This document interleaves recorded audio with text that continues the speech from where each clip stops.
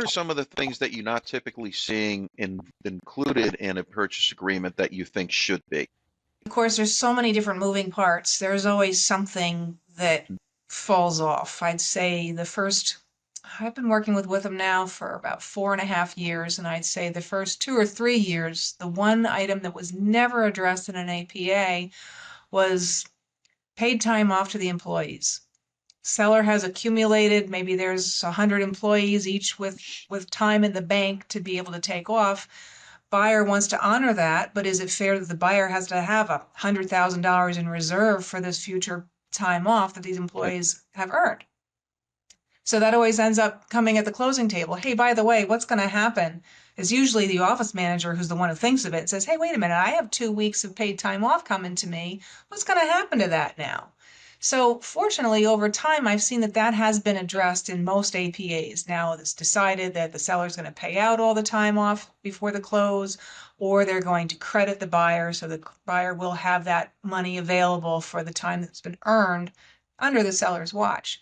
Now the latest thing that I'm seeing issues with is advertising accruals.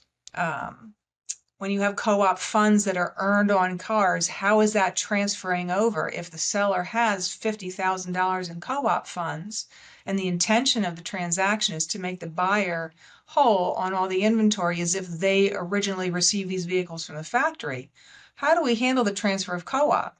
And that can get very sticky. Sometimes it comes directly from the factory. The factory is just going to transfer it over to the buyer and there's nothing to worry about. And other times there are funds that do get returned back to the selling dealership. The buyer wants to get those funds.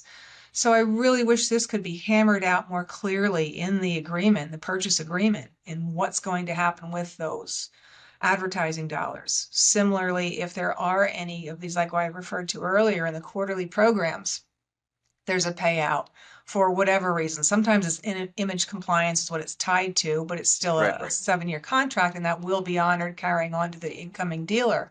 But the selling dealer has put in 1 month's worth of invoices. They've got some money coming in there. They want to make sure they're going to get their share of that funds, because the manufacturer generally does pay the entire quarter's earnings to whoever is the dealer of record at the payout date, including what the seller would have contributed to that earnings. So again, that's something that is rarely specifically addressed in the purchase agreement.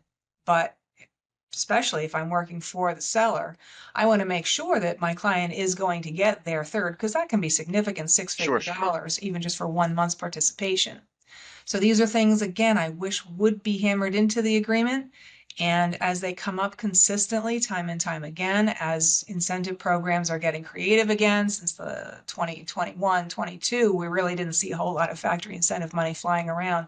It's starting to build back up again with different manufacturers, and it really needs to be determined before we sit down at the closing.